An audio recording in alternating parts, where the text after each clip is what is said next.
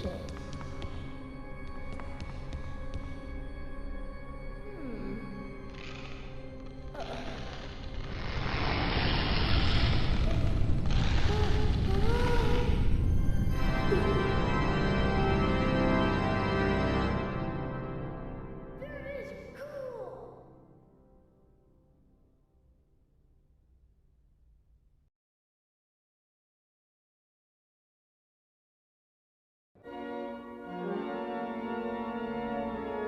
For many, the term pipe organ evokes images of church on Sunday.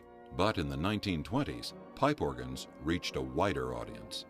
Municipal organs were at one time something that every major city had, and the Atlantic City Convention Hall, mid-Merlage, I believe would be best described as the crowning example of a municipal organ.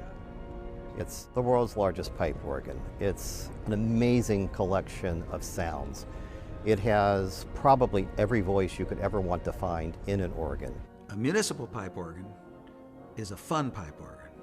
It's an entertainment machine. It has to play music written for orchestra, written for band. It has to accompany great huge choirs when they do a choral program and so on. It has to play theme songs for convention shows. It has to do everything.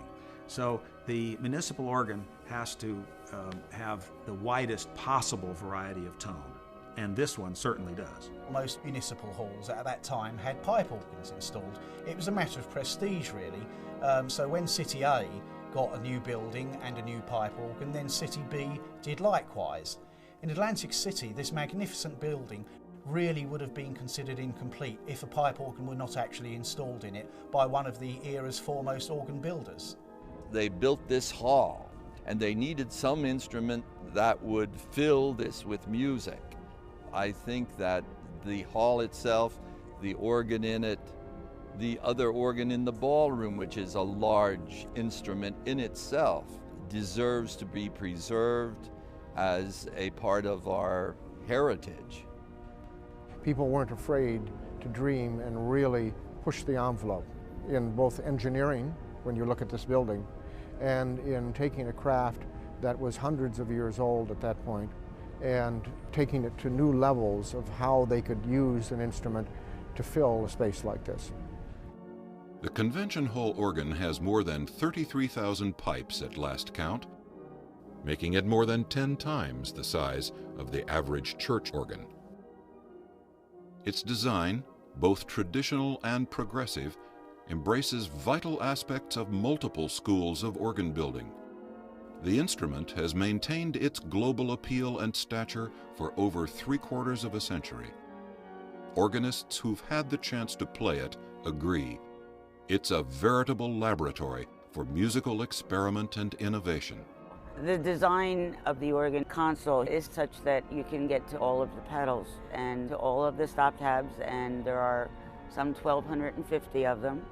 And all of the keyboards, the top few are slanted so that the very top one is almost vertical, so you can easily reach all of them.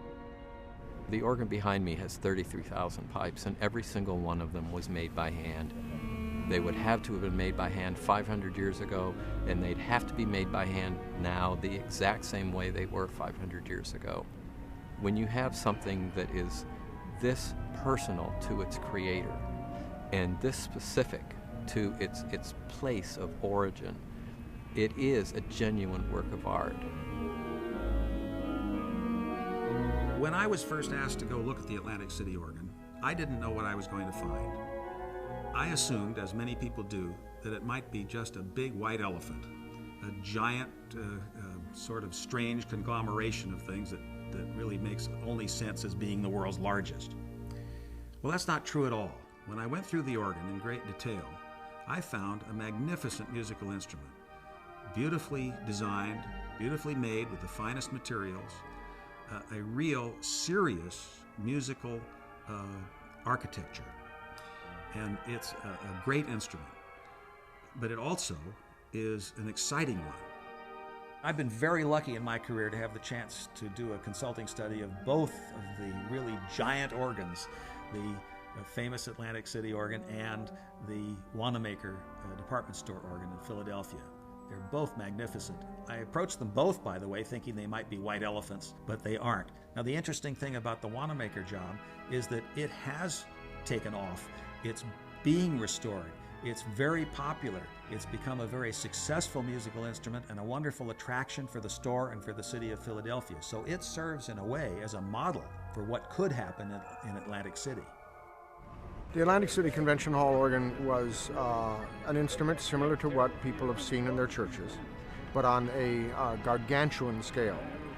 You have one of the largest free open spaces in the world in this building, and the amount of sound it takes to fill a room like this with an exciting sound requires Herculean construction of an instrument beyond what anyone had ever dreamt of up until that time. And it has higher pressures, just like if you blow harder into a whistle, you get it louder. Well, pipe organ, the same thing. So they had pressures that had never been used before in order to create the kind of power that's needed to fill a room like this. And it was eminently successful.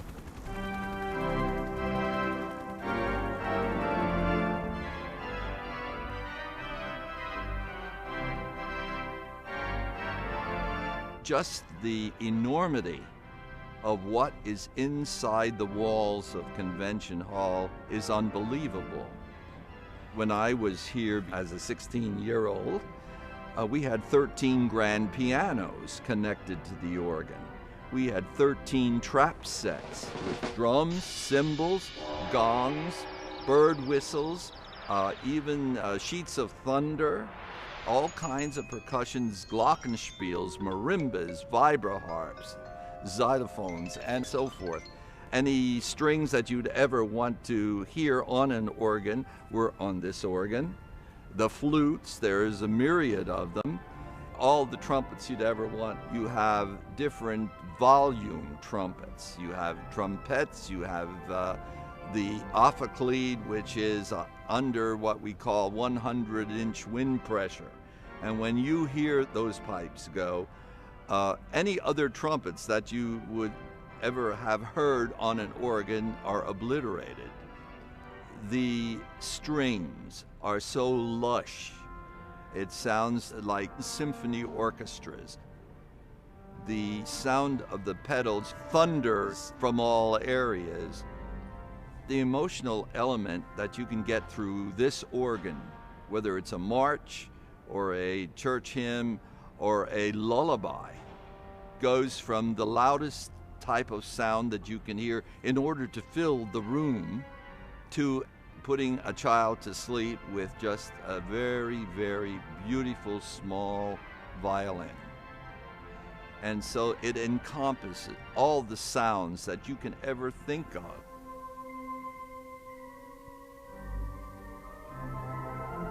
There are 8 pipe chambers, arranged in 4 opposing pairs throughout the hall. This means that the organist can actually move the sound around the audience, creating audio effects decades before the advent of today's cinematic surround sound. Sound effects, drums and percussion, ground-shaking bass, and a huge reverberant sound, all generated by an acoustic instrument. It's the drama of stereo before its time. The Atlantic City Convention Hall organ is one of only 2 pipe organs in the world with a 64-foot-long pipe in the pedal. Constructed from 3-inch thick timber, this gargantuan pipe weighs approximately 3,350 pounds and produces a powerful tone of a mere 8 hertz or cycles per second. While nearly impossible to record or reproduce on modern sound systems, this nearly subsonic stop adds an impressive degree of gravity and grandeur to large ensemble sounds. The stop is more felt than heard. The organ's 64-foot stop was only one of numerous tonal innovations specified by its architect, State Senator Richards.